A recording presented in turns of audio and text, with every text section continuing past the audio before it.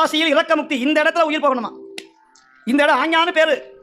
மூலாதாரம் திருவாரூர். திருவாரூர் போனால் மூலாதாரம் ஒழுங்காக வேலை செய்யும். என்ன சார் மூலாதாரம்னா என்னங்க? மூலாதாரம், சுவாதிட்டாரம், மணிபூரகம், அநாகதம், விசுத்தி, ஆஞ்ஞா, சகஸ்ராரம்னு 6 சக்கரம் ஒழுங்கா சுத்தணும். இந்த சக்கரம் சுத்தலைன்னா ஒழுங்கா மோஷன் போகாது, யூரின் போகாது, வயிற்று வந்து சாப்பிட்றது செரிமானம் ஆகாது. இந்த 6 சக்கரத்தை சுத்தணும்னா சிதம்பரம் போகணும், திருவாரூர் போகணும், திருமலைமருதூர் போகணும், சீவாஞ்சியம் போகணும், காசி போகணும், திருவண்ணாமலை போகணும் அப்படின்னு பெரியவங்க சொல்றாங்க.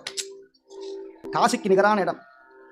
இந்த இடத்துல ஒரு ஓட்டை இருக்கும், மண்ட ஓட்டில் தெரியும் இந்த ஓட்டை. அது சொல்றாரு, நாசிக்கு மேலே 4 3 விரலிடை ஈசன் இருப்பிடம் இந்த இடத்துல இருக்கிறாராம். அதனால தான் எல்லாரும் இங்கே கும்பிட்றோம். இப்படி பார்த்து வாங்க வாங்க அப்படின்னு.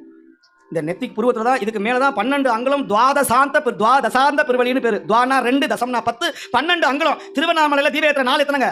11 12 சேர்த்தி. அப்போ அந்த 12 அங்குலம் தான் துவாதசாந்த நம்முடைய இடத்துல. அதனால தான் ஓம் சிகாய வசடு அப்படிங்கிறோம். இந்த சில திருநீரை பூசிக்கிறோம். அதனால தான் தீட்சிதர்கள் எல்லாரும் இந்த இடத்துல உச்சியை குருவி போட்டுக்கிறோம். வட்டவாசிகைன்னு பேர் இருக்கு பேர். இப்போ சுவாமி என்ன பண்ணுறோம்?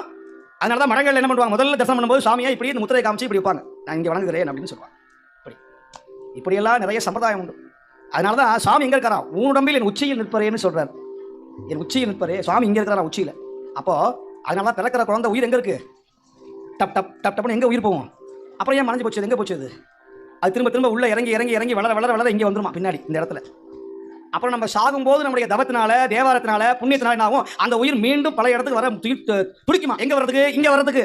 அப்போ என்ன ஆகும்? மெல்ல மெல்ல மெல்ல மெல்ல முதுகு தண்டு வழியாக மேலே ஏறும். கீழே இறங்கின உயிர் திரும்ப மேலே ஏறுமா? மேலே ஏறி இந்த இடத்துல வந்து நிற்கும். அப்படி நிற்கும் போது சாயுட்சம்னு பேர். அந்த உயிரானது இங்கே வந்து இந்த துவாரத்தின் வழியாக வெடிக்கணும்னா அதற்கு ஒரே வழி திருமுறை பாராயணம், சிவபெருமானுடைய தொண்டு, தில்லை சிதம்பர பெருமானை தரிசனம் பண்ணா போதும். அந்த வழி திறந்துடும். அண்டாகாகசும் அபுகாகசும் திறந்துடுத்திசை.